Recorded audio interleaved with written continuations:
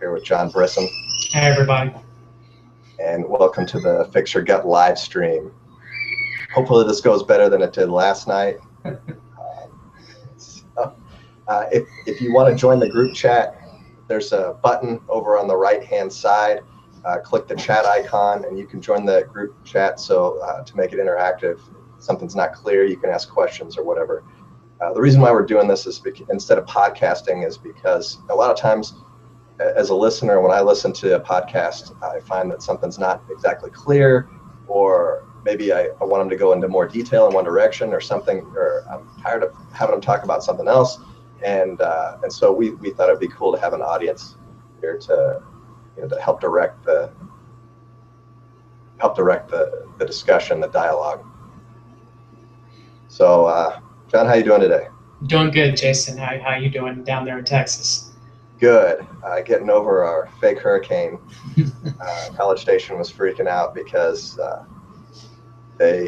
we had this hurricane warning and then it downgraded into a tropical storm, and we just passed one of the bands right now, so we're in pretty good shape. We got quite a better wind last night, but yeah, I still have power, so that's good. We need rain here in North Carolina. They have us under some sort of heat dome that I've never heard of before in my life. But yeah, we've had temperatures of upwards of 105 in North Carolina and heat index of 110, which is uncommon. So it's been miserable here in the other part of the South. So what's it getting up to over there? Yesterday it got up to 105. Heat index got up between 110 and 115. And where I live in North Carolina in the Sandhills, it's very humid, so it's not fun. You go out, as soon as you go outside, you start sweating. Your shirt starts sticking to you immediately. So it's miserable here. That's brutal, man. Yeah, we definitely do need some sort of rain, hopefully soon. But other than that, I mean, there's been some interesting things. I heard you might want to talk about this. I heard I read a news story actually that they actually did a study where they used antibiotics to treat appendicitis. And the study actually showed that there was no difference between getting as far as, morbidity and mortality rates and treating your appendix with antibiotics than there was actually getting it out. So, of course, that just reaffirms the theory that all appendicitis is small intestine bacterial overgrowth that just reaches the appendix to the point where it becomes infected. So actually, that's probably the future of appendicitis, is just treating it with antibiotics. So, you got any opinions on it or anything? Or, I mean, I just thought it would be very interesting. I had surgery a while ago, and they gave me anesthesia, and one of the side effects was from the anesthesia was constipation, and so they gave me Dulcolax, which is a laxative. It's a mineral-based laxative. I think it's like high amounts of magnesium or something, magnesium sulfate, in these capsules. And I looked up the side effects before I took it, and they were saying that it could cause appendicitis. And I think the reason why is because what it does is you get this rebound after. I mean, you get the osmotic effect, so it evacuates your bowels, but then afterwards you have a rebound, so you get clogged up, and then all the bacteria, they're feeding on this backed up matter, and it comes up into your appendix, and then so basically SIBO induced appendicitis. So I would agree with that 100%. Yeah, I mean, I do. I mean, there's a doctor who found out that that the appendix was a storage house of your probiotic bacteria. Generally, when you have an intestinal infection of some sort, your body, you get diarrhea that happens because overactivation of the TRPV1 receptors. And over a period of time, a lot of your good bacteria and your, the bad bacteria go along with it, and you have diarrhea, because it's what makes up the majority of our stools is dead bacteria. So he said that, after the diarrhea is passed, after the infection is passed, probiotic bacteria, what's left of it, migrate from the appendix and fill back, your small intestine, colon. So, according to that theory, that would make 100% sense. that constipation, which drives bacteria back into the appendix of overgrowth, which cause an infection.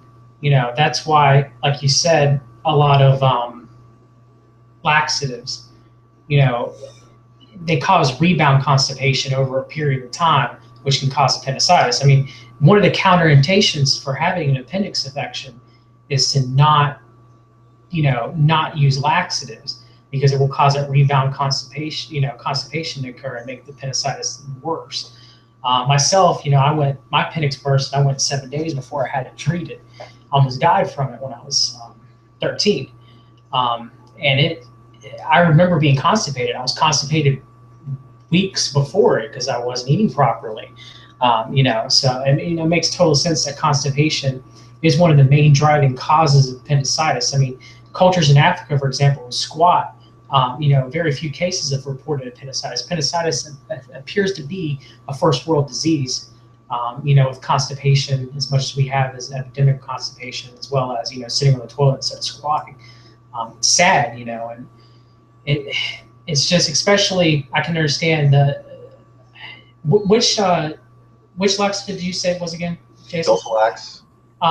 Yeah, I think Dulcolax, to my knowledge, I think is a stimulant laxative. It's not like magnesium, if I remember correctly. And stimulant laxatives are very badly for causing rebound constipation. That's why I don't suggest the use of Cinia. I don't infix your gut. And a lot of that has to do with, being harsh on the bowel, for one, compared to saline laxatives like magnesium, for example, which are more gentle, as well as a rebound constipation for stimulant laxative drugs tend to be worse. That's why I don't recommend them. So, I'm hoping the future of appendicitis treatment, instead of removal of what used to be thought of as a vestigial organ, but instead is actual needed organ by the body, will just be treated, relieving constipation, or, as a prophylactic, people make sure that you're not constipated so you don't get appendicitis. And if you do get appendicitis, maybe the use of rifaximin could help you recover without losing your appendix. So there's no third world instances of appendicitis to your knowledge? They're just rare. They're a lot rarer than first world. Appendicitis seems to be a first world disease. It appears through studies that were done in Africa that are referenced in Fix Your Gut. The rates of appendicitis are extremely low. And also correlation to rates of constipation tend to be low too, unless someone's severely malnourished. So I think a lot of it has to do with the fact, like you said, the link between constipation and appendicitis is big. It's a huge link. It's pretty much, it leads to either SIBO, which infects your appendix. The appendix, of course, is the back part of the small intestine. It's separated from the rest of the small intestine. Small intestine actually somewhat branches off down to the appendix. The rest of it, continues into your colon. So that's why it's kind of off to itself. So it takes a lot of overgrowth. It takes constipation for a while for the bacteria to get there. So most thing you can do to prevent appendicitis is don't be constipated. So people who have SIBO sometimes have a lot of problems with constipation. What do you recommend for them to do if they're backed up and nothing seems to work? Do you have any cure-alls? Cure-alls are kind of hard. It really just depends. Most people who have constipation have methane overgrown archaea instead of hydrogen dominant bacteria. It restricts the serotonin production in your gut. Most of our serotonin is actually produced in your gut. I've seen upwards of probably maybe about 80% of how much is produced in your body is produced in your gut, and it's produced by the flora. Gut flora for proper colonic peristalsis waves, because serotonin itself works on the muscles directly. Most people think of it as a neurotransmitter. Think of it as a happy chemical, even though science fully hasn't understood or grasped exactly what serotonin does to the brain. That's why they've had to go back to the drawing board here recently, and after prescribing SSRIs for a year with some degrees of success, they had to go back to the drawing board and recreate SNRIs, which to me are way worse drugs than SSRIs could ever be. Once you start playing around with epinephrine and serotonin, cause a lot of issues. A lot of vagal nerve issues, just it's not good. So I mean, that's why a lot of the side effects, surprisingly, for these medications is automatic development of diabetes. It's crazy. SSRIs are just bad drugs all around for the most part. So like you're saying, I guess you could try to increase serotonin. By doing so, you got to make sure that you're not taking any SSRIs or anything that could lead to serotonin syndrome. Maybe take about 100 milligrams of 5-HTP before bed. You can also try to take some melatonin, before bed too. That can help out as well. Like we were talking about the appendix earlier, there's actually been found melatonin produced in cells in the appendix. We don't quite know what melatonin's regulation as far as the gut about what it does, but we do know that the appendix does have cells within it that do secrete melatonin. So I find that to be odd too. So we both know that both of these so-called neurotransmitters, work a lot on our gut. So increasing serotonin could help. Like we talked about earlier, osmotic laxatives like magnesium, they can help too. All these things can help the bowels work better so that constipation is relieved. Of course, using a squatty potty, which both Jason and I both do, can be very important as far as helping with having constipation, defecation, and everything. Yeah, it's interesting. We're potty training our son right now, and he's having trouble because he's going from his squatting position, and the little toddler potties that they have, it's a different position than when you're squatting, and so he's just having a lot of trouble with that defecation portion of it. So yeah, I definitely recommend good bathroom hygiene, and making sure that you have good posture. And if you're kind of sitting down like we are right now, there's the ligament at the bottom of the spine that really it's bent the wrong way, so that it's really hard to pass bowels correctly. If you can maintain better posture, then it makes things a lot easier and prevents a lot of GI illness. Yeah, Jason's correct about that. The anorectal angle, it is horribly messed up when someone sits down on the toilet compared to squatting. I mean, it's funny. We've only been squatting on the toilets, let's say maybe the past 150 years at best, maybe 200 if you were rich enough to afford an outhouse back in the day. Well, yeah, in the West, but I mean, in the Eastern cultures, they only have Western toilets for like the infirm or the disabled. Correct. Most of those cultures are still squatting. I mean, that's why they use like bidets, for example, and stuff like that, which we don't use here in the States.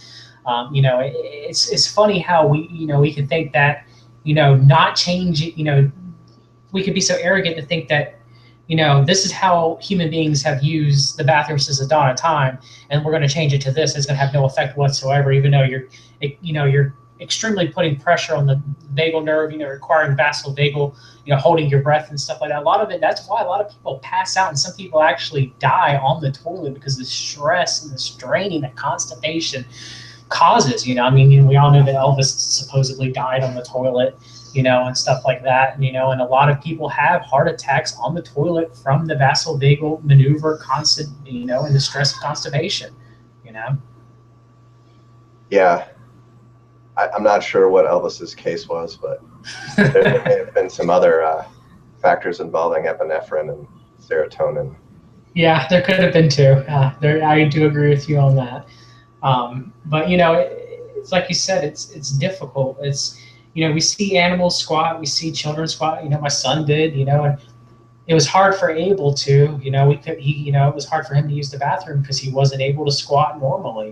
He had to learn how to defecate. Just laying down. It's a difficult position too. And a lot of times he was constipated. I mean, it was good that they given him magnesium that kept it from happening. But it's hard nowadays. And you're right. Kids just, they want to squat, and then you totally teach them something else that, because that's what everyone else does, got to sit on the toilet. And they're like, well, this isn't what I'm used to doing. And we expect it from them, So hopefully, Squatty Potty seems to be getting some good feedback, and a lot of people are using it now. So I'm hoping that eventually, gastroenterologists will start recommending it, and more people will start using it in the future. Well, I think that our culture kind of needs to get wise to this whole thing also and just redesign toilets. So I mean, we shouldn't have to install, I mean, it just seems like an empty solution to install these aftermarket ledges on the sides of your toilet to be able to use it properly. So they just need to design better toilets and then have an additional device for the infirm, you know, maybe like a railing or something to help them out. Yeah, I agree with you on that. It's just they just decided just to change the model of the, you know, originally the toilet and everything like that. And, I mean, who doesn't like sitting down when they use the bathroom and reading the newspaper for 15 or 20 minutes? It's just a sad thing is it's just bad for your digestive system. Yeah, I got to meet Kelly Starrett at the Bulletproof Conference back in September, or was it October? I don't know, it was last fall. But anyway, he talks about the benchmark for health. Somebody says, well, what's a good benchmark for health? And he says, well, you know, squat down and see if you can touch your butt to your heels. And you'd be surprised at the number of people that can't do that. They can't even get into a squat position anymore. And so when people are integrating to the squatty potty, they're probably going to need support to get into the proper position.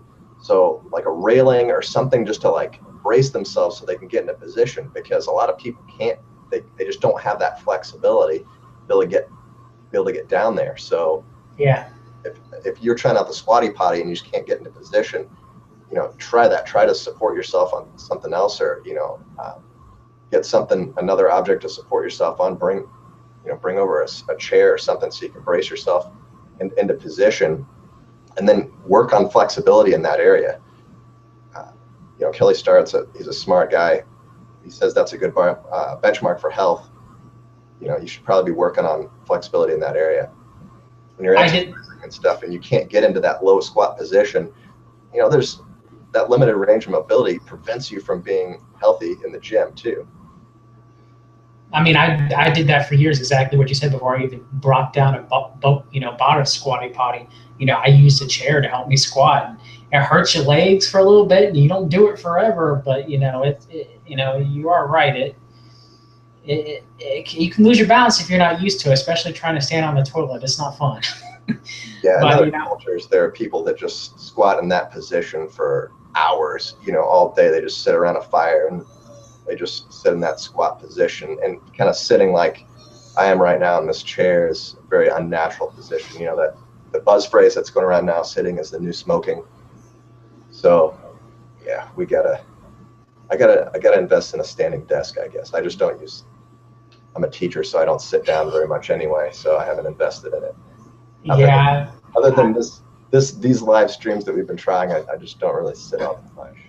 I need to. I definitely need to get a standing desk of some sort. I need to be more active. I mean, I try. It's difficult, you know, in our modern life and stuff like that. And, you know, it depends. You know, when I used to work at the vitamin shop, I was on my feet all the time. You know, I was all the time. You know, and then I was taking care of Abel. I was on my feet a lot too. But now, you know, I'm not as much as I used to be. And especially since it's 105 degrees outside, you know, who wants to go out and do any physical activity, you know, when it's that hot, you know. But there are certain things that you can do. You know, I do a lot of, you know, housework and yard work too as well. You know, a lot of people don't realize that you are being healthy. It's more about maybe you should, if after sitting down for 30 minutes for an hour, you know, maybe you should get up and do something for 15 or 20 minutes. You know, if you do that every day, it adds up. It all doesn't have to be something, you know, an hour and a half at the gym.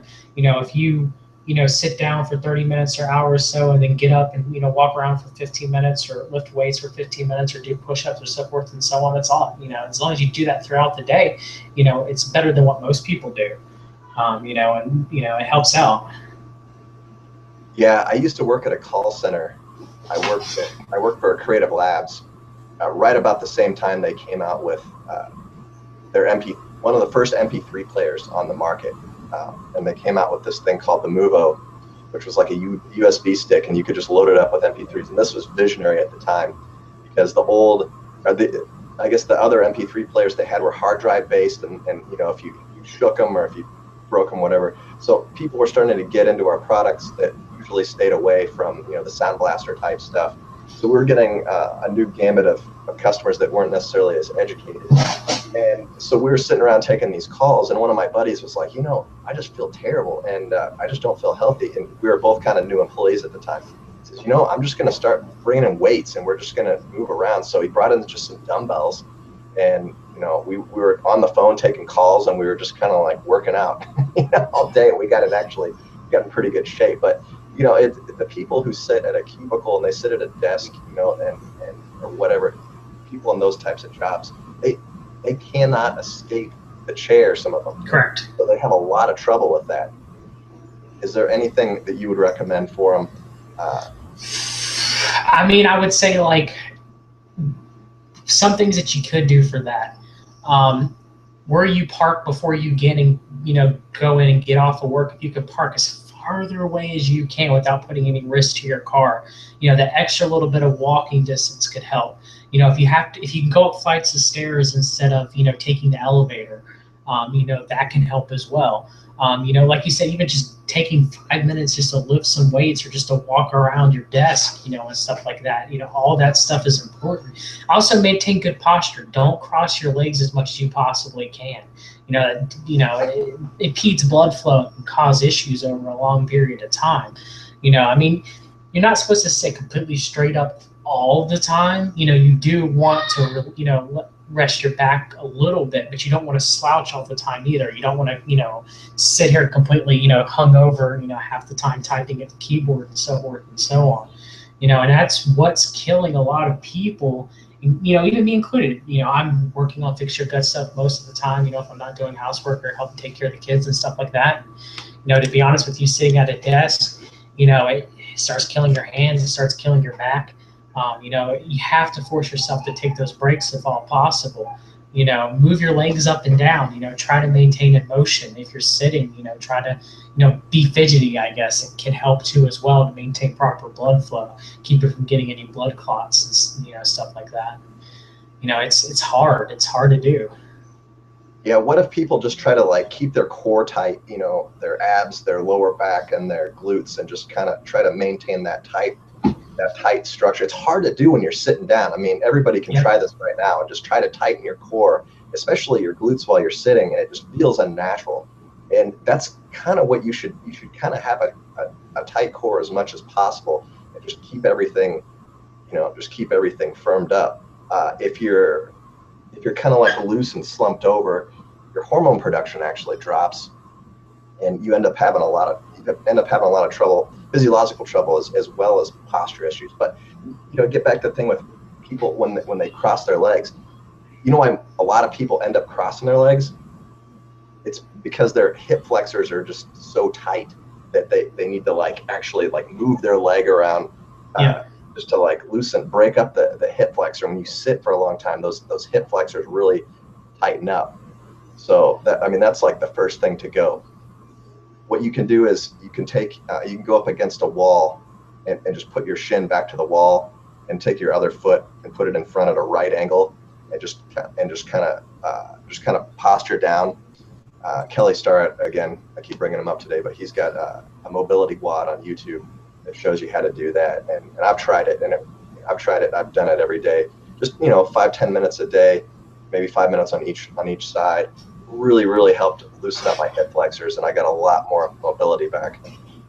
But yeah, it's 105 degrees outside. That can be dangerous for some people. We had a judo coach once. He was a national champion from Cuba, and he comes in, and the first thing he does is he turns off all the AC. He says, you have to train in the heat. You have to learn how to be heat adapted. And he opened up all the doors, and this was at this time I was living in the Rio Grande Valley, so it was hot. I mean, we were in the southernmost part of Texas, and it was getting really hot, and we trained in the heat.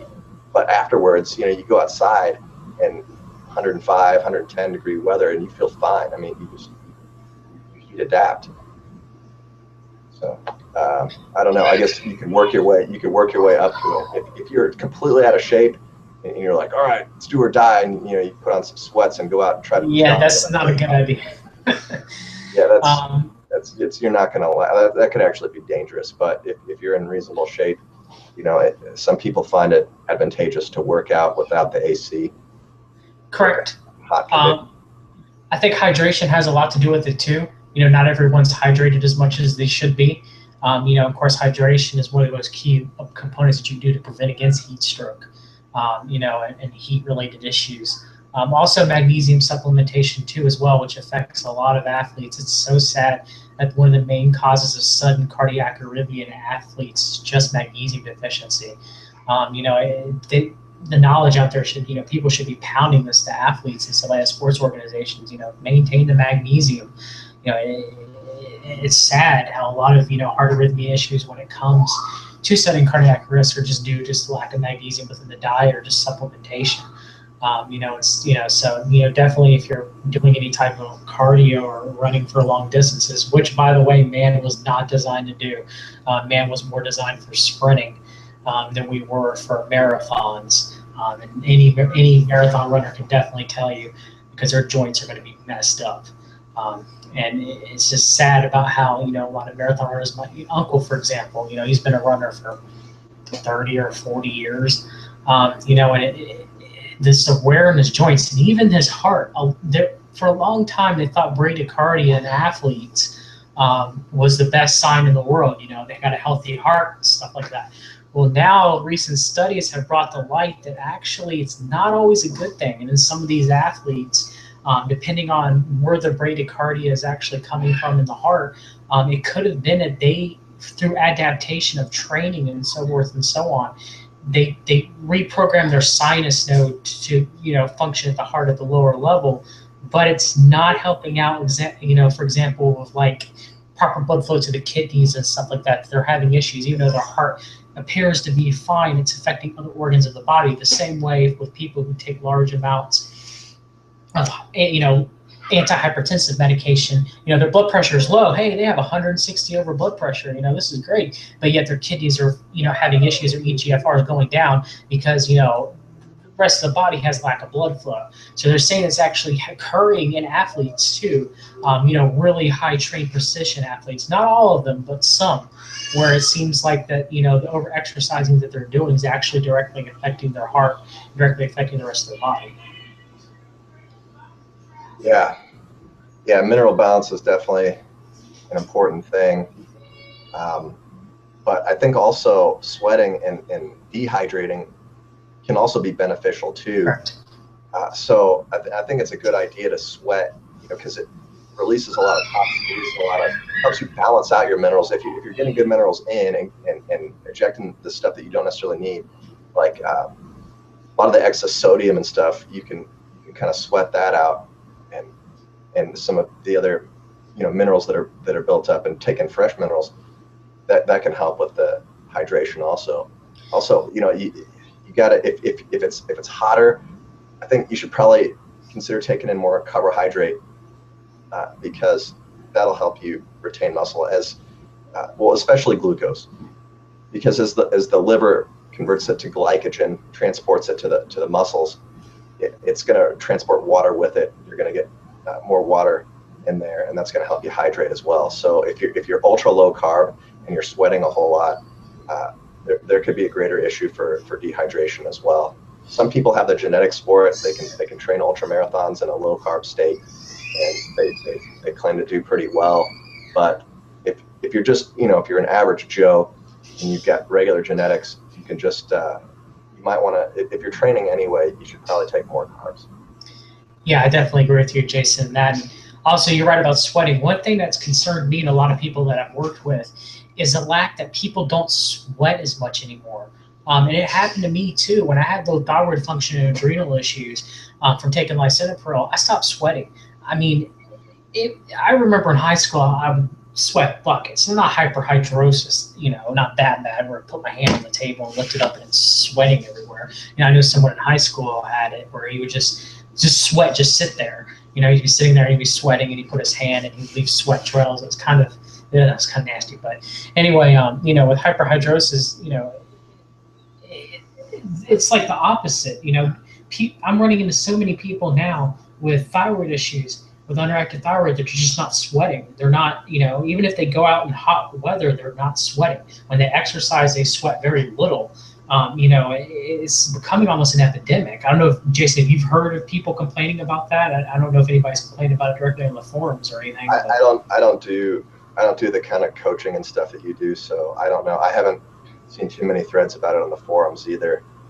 So that's not an issue. I also had a friend in high school that had hyperhidrosis, and he'd take tests and stuff, and his tests would be drenched. He understood the test, and it wasn't his fault. Like, he couldn't help it.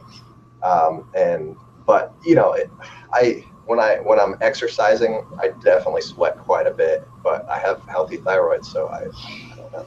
Yeah, it seems like to me, through a lot of people that I've coached, that people, especially women with underactive thyroid, they tend not to sweat as much. They also tend to be more cold, which is normal. I mean, women have smaller thyroid glands than men, so it makes sense. Men tend to hold on to more iodine saturation. So that's why men are less likely to suffer from low thyroid. Doesn't mean that men cannot.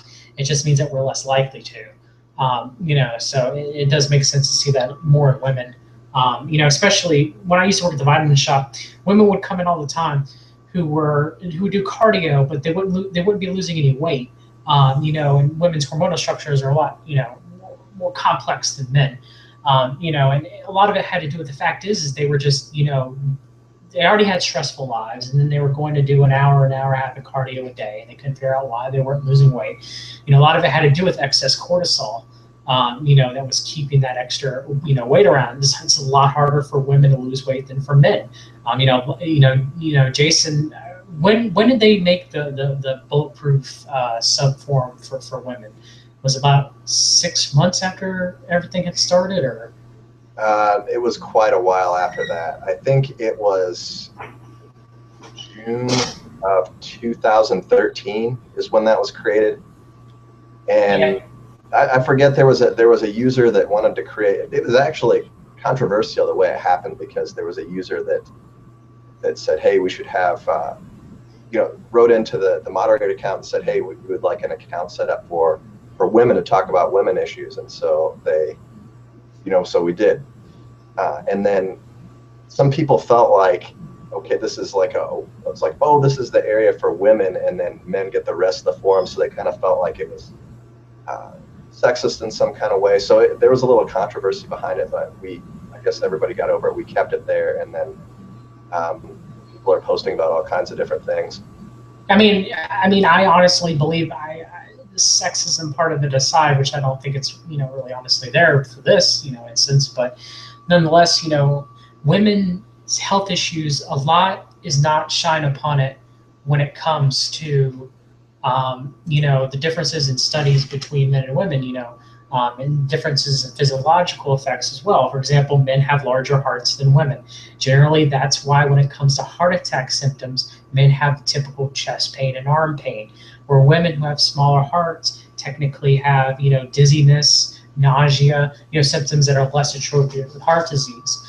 So there is some bias when it comes to that. It's the same with, for example, the bulletproof diet, where women need refeeds frequently because of their greater hormone cascade, panels and stuff like that than men do. I know most men can get away from between refeed every 5 to 7 days, Jason. Yeah. Correct? Where women, it needs to be 3 to 5. For women, it's more like every 3. Okay. I guess some can stretch to 5. Again, there's a lot of genetic factors as well that play into it.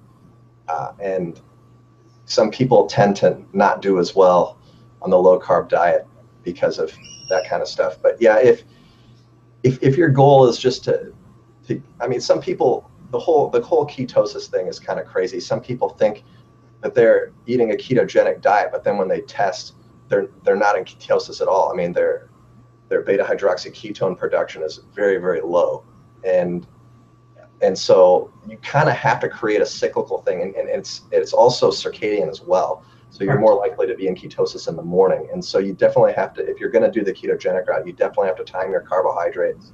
And I definitely recommend getting a meter and testing, because that's really the only way you're going to figure it out for yourself. I would say that if people who aren't testing, I would assume that 80% of them are never getting into ketosis. I know it's expensive for the meat. Well, the meter's cheap, but the strips, yes, they're like what, like $1 a piece or something? yeah. So it's expensive data. They've got some cheaper options out there, like the keto sticks and the breath thing, but they don't really work because they're not testing for the beta hydroxyketones. They're testing for other ketone byproducts. But if you take MCT oil, it'll shoot your ketone productions up. That's all you need to do. And so to be in ketosis, you just need to. It's a byproduct of fat burning, so you just need to do that. And then if you don't maintain your carb refeeds, a lot of people struggle. A lot of people, they don't get the most out of what they could get just by, trying to be low carb as long as possible. It definitely feels good to be in ketosis. When you're in ketosis, you feel sharp and you feel smart and you can get stuff done, and you're not hungry, and you're very focused and driven. So it definitely feels good to be in ketosis. And so people want that all the time. But a lot of people are damaging themselves from being in ketosis too long, particularly athletes and people who are exercising more, people who are physically active, people who are under high stress. They have more trouble with it. But hey, let's switch gears for a little bit and just talk about the format of the show. So last time yesterday we tried to do a Twitch stream. Twitch is a pretty cool format. It's right now it's for video gamers, but it's expanding beyond that, and it's kind of the cutting edge, and it's going to be huge. Actually, it's already huge. Some Twitch broadcasts some of them are getting more viewership on Twitch than the people are watching like CBS shows during prime time. It's incredible. So we kind of want to break into that, do more of the interactive thing, interact with an audience rather than just preach to an audience and try to talk about what, have a live reaction. So we're talking about what people are interested in. Just talking without an audience, people have it's hard to gauge what people, are we losing people or not, whatever. So when we tried to stream on Twitch, it turns out that you need some pretty hardcore processing power. And when I looked at the technical requirements, I thought that it was just because people are streaming these games like Call of Duty and stuff, and I don't play games, so I don't have anything like that. And so I figured just streaming video like we're doing right now shouldn't use too much processing power, but it turns out it really does. So we're looking to raise some money. To fixyourgut.com, you can donate, whatever you can. If you can spare $1 or $2, or if we get enough people to just donate a couple bucks, we'll raise enough money for some better hardware and equipment, and we can start broadcasting on Twitch to where we have an actual channel. Here on Hangouts, it's kind of a cool format, but the link changes every time, and we don't have like a stable home base. With Twitch, we can get that, cooler broadcasting capabilities, cooler production stuff that we can do. And so if you like what we're doing right now and you'd like to see more of it, just donate $1 or $2 over to fixyourgut.com, and we'd really appreciate your donation. So a while ago we had there's this product that's been on the verge of coming out for quite a while now, and it's this product called AO Plus, which is a skin probiotic. And I've been hearing about this for probably about 2 years now, but I haven't seen an actual product. And I think some people were in the beta test and stuff. And even if you order right now, like if you go on their website and order right now, it's still supply, I think, is probably an issue because it does take them a while to ship. And they have to ship this stuff pretty quickly because these microorganisms, I'm going to talk about them a little later, but they're not very hardy. They're not very resilient, and so they have to ship them quickly. You're supposed to be keeping this stuff refrigerated when you're not using them, and so that's kind of why. But the AO Plus comes in a box like this. This is a 1-month supply box, and you get 4 of these little spray bottles that come in the box, and you get this. You also get this little postcard thing that explains how to use the stuff, how to use the sprayer, and you just shake it up and how to store it and everything. And so John wrote in to AO Plus to the Fix Your Gut, and he got him to send us a sample, and so I just got mine in on Monday.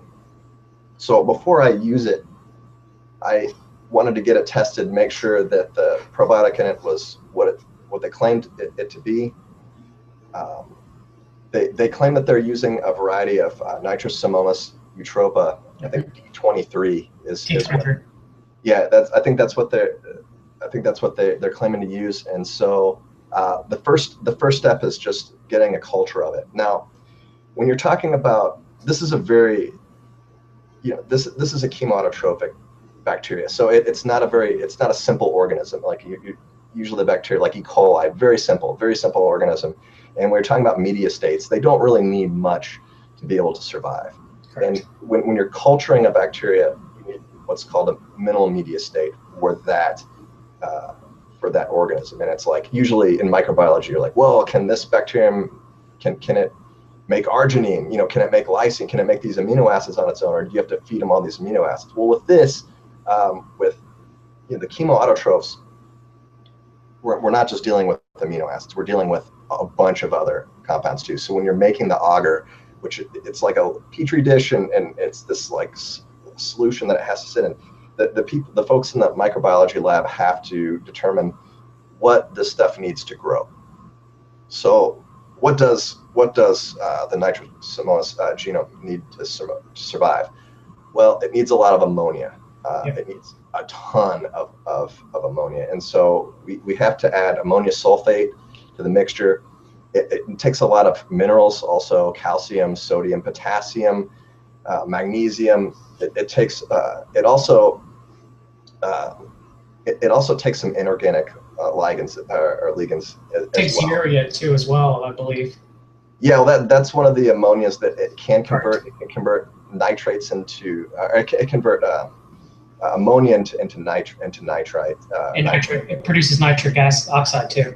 Yeah, and so most of the people that are studying this bacteria are studying it from an agricultural perspective, because they're looking for nitrogen fixtures for their soil.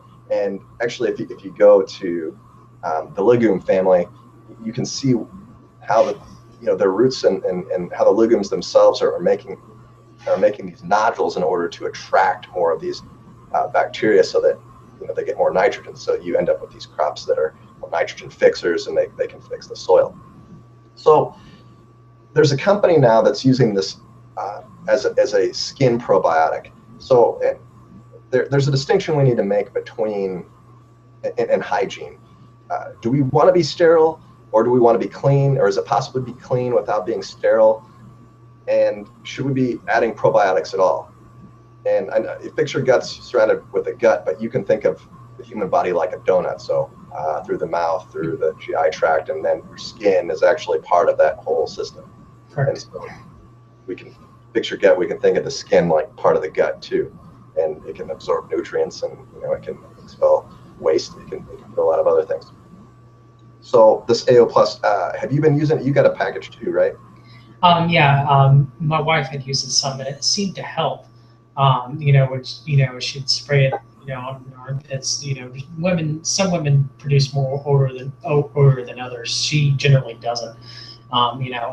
Myself, I tried it, made a little bit of a difference. Myself, I don't know if it's a genetical thing, but as far as like skin odor, as far as my armpits are concerned, yeah. I don't know if it's a pheromone aspect or what, but it helped, but it wasn't. I don't know. Deodorant's a tricky thing.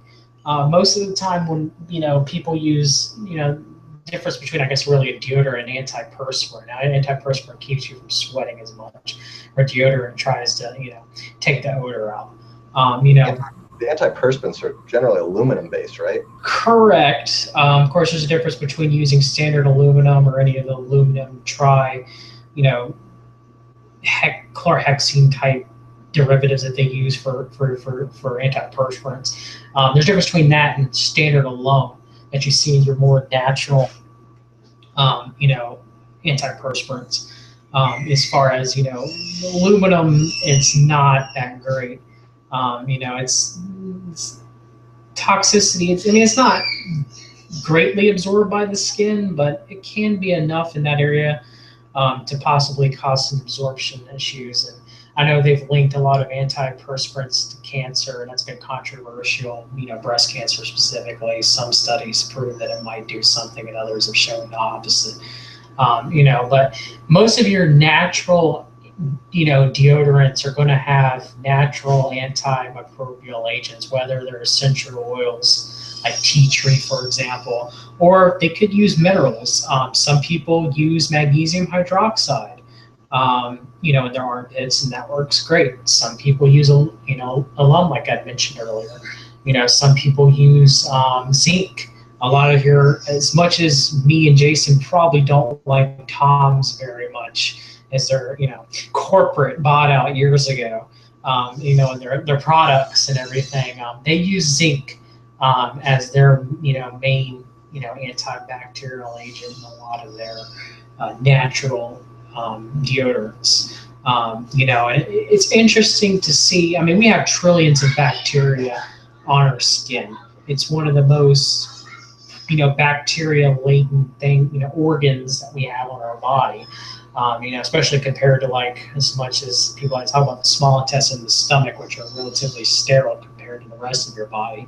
Like your colon, most people know, has trillions of bacteria. Your skin has trillions as well. So it's interesting of them trying to use this probiotic bacteria to help control,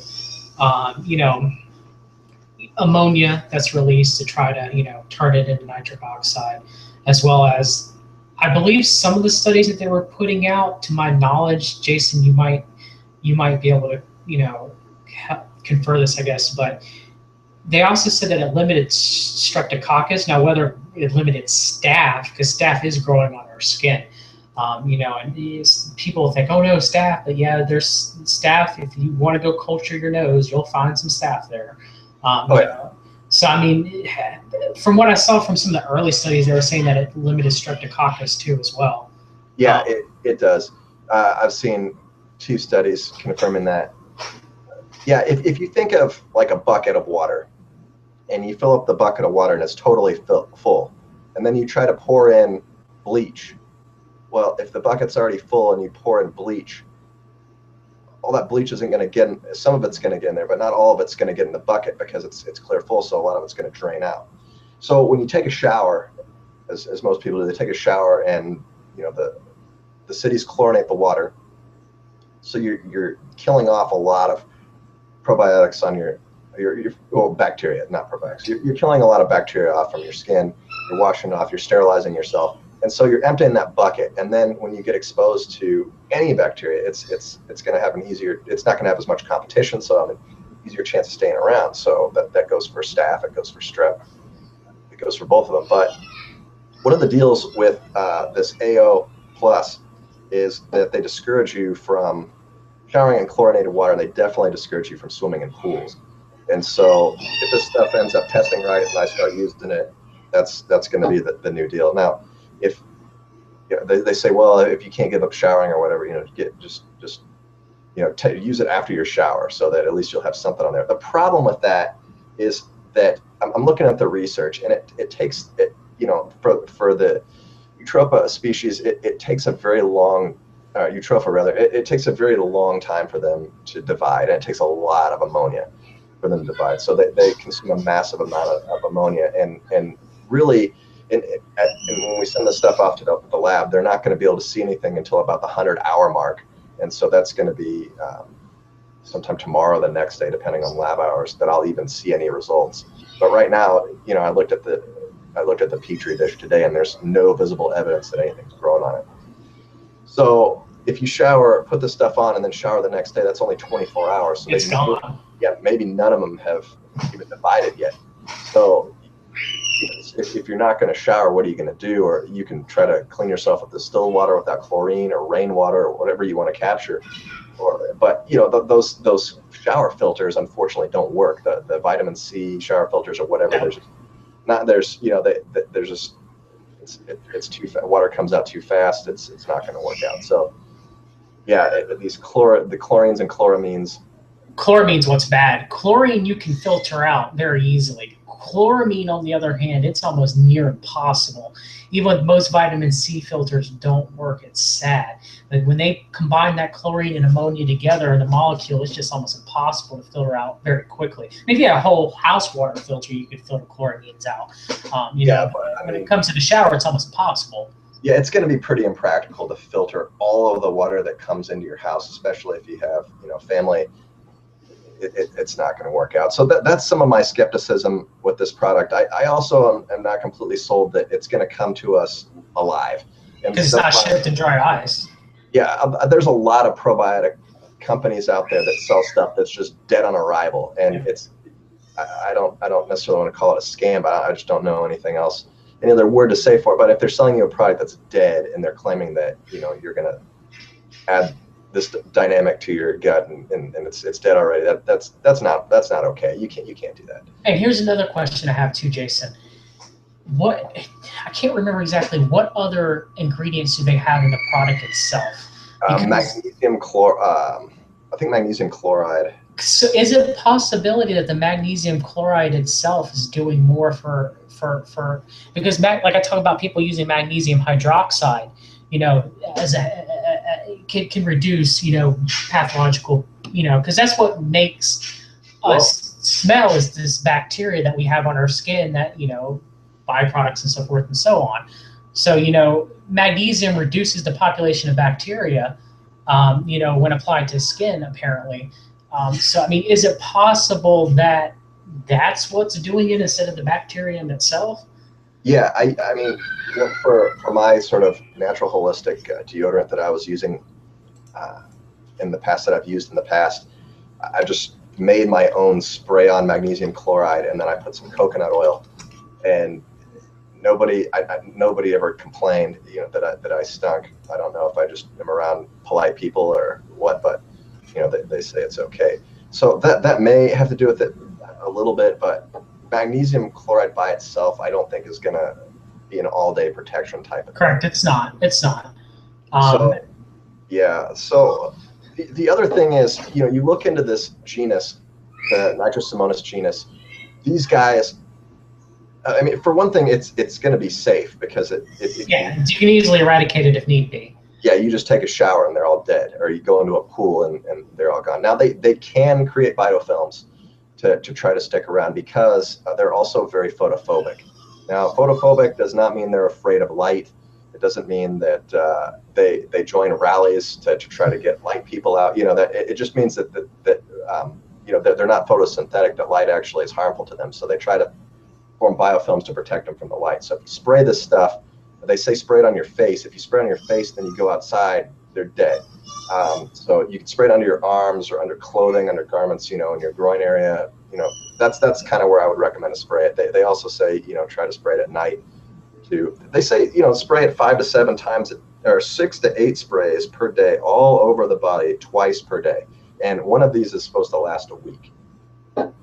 So we're told, really? Yeah, one of these lasts a week, but the box comes with 4. Okay. So it comes with a 1 month supply, give or take. Yeah, you get a month's supply. You can, I guess some people try to stretch it out or whatever, but there's not a lot of data on it right now because not a lot of people have tried it. I know there's some other people that have gotten the stuff because I've heard them talk about it. They didn't mention it by name, but I've heard other people talk about going on the stuff and just not showering at all and having good results. So I don't know. First step for me is to figure out what's in it and if it's safe. And then if it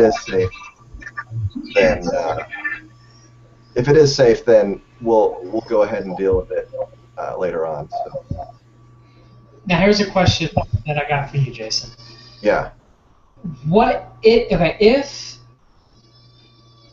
Is there any possibility too that, let's say, that other bacteria grow on the agar plate itself? Could that happen? Other bacteria other than yeah. That are in when you're spraying, you know, the AO mist onto your skin. You know, there's not really much besides the magnesium there, because a lot of your skincare supplements have preservatives and antimicrobial agents in them so that they don't they don't turn bad, or as quick, or so when you're spraying this, is it a possibility too that there are other bacteria that are in there too that you may or may not want on your skin just to production?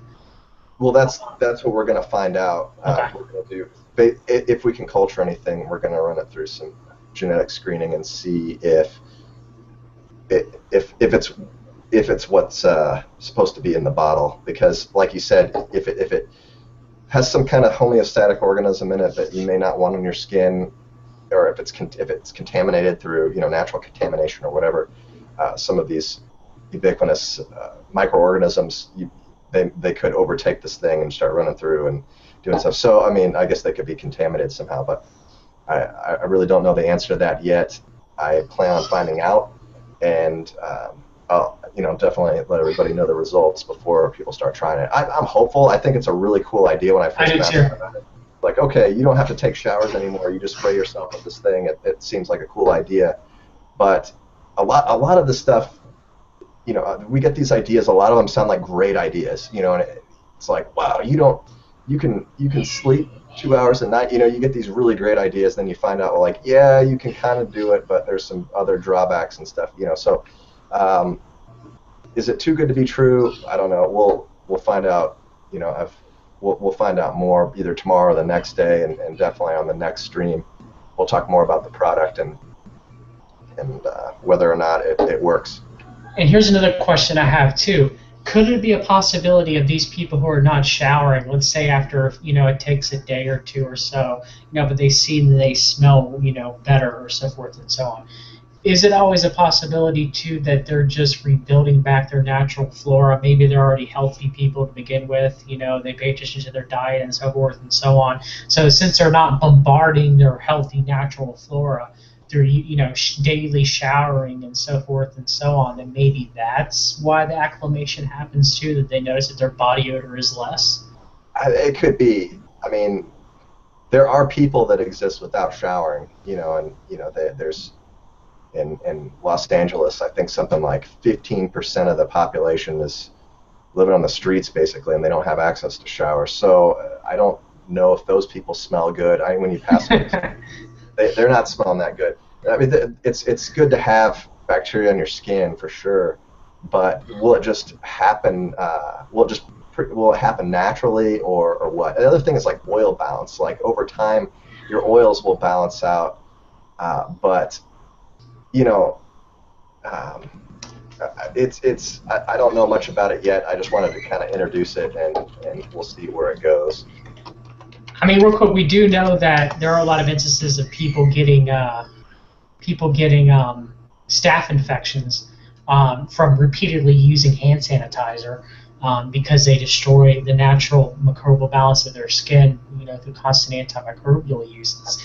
It's scary when you think about it, that it's a possibility that a lot of our issues could be from taking chlorinated showers, for example, on a daily basis, and a lot of people who swim too as well. Yeah, it's kind of scary to think about. There was, I don't know, I used to wrestle, and there was this, there's this saying, and I don't know if there's any scientific fact around it or anything, but people said, there's ringworm would be very common in grappling sports, and anybody who showed up with ringworm, they'd say, well, you don't shower enough or something. If you shower enough and you stay clean, you won't get ringworm. And I don't know, is there more of a danger to pathogenic stuff? I know human beings didn't shower, frequently. I mean, I guess people took baths and streams and rivers, or would put in. Also, didn't have very long lifespans or general health. That is correct too. I will say hygiene. I'm not saying, hey, you don't want your surgeon to make sure they sterilize their hands before they cut you up. Yeah, well, you want that, but I'm saying, if you're working a normal job. Like, listen, cavemen surgeons didn't sterilize their scalpel. No. Used on this guy.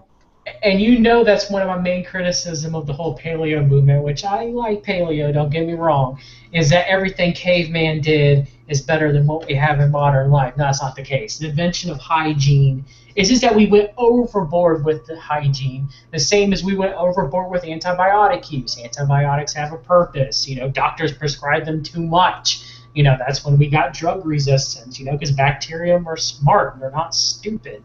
I mean, it's like with, hygiene, maybe most people in the modern world are just doing it too much. Yeah.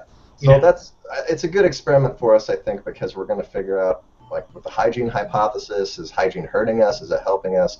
It's just a sort of a small scale experiment. We're going to start to get some answers to these questions perhaps and figure out what level of hygiene is needed, and is sterile clean, is sterile hygienic? Will sterilization cause more problems? It helps.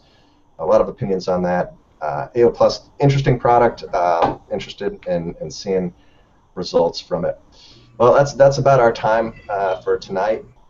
You can catch us again next week, same time, on Google Hangouts. I hope everybody enjoyed our broadcast.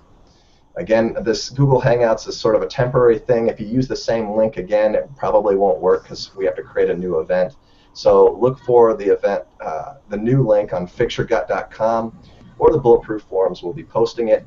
Also, we're trying to do Twitch streams. That's kind of where it's at. That's kind of where everything's happening now. Twitch is blowing up, and we want to be a part of it.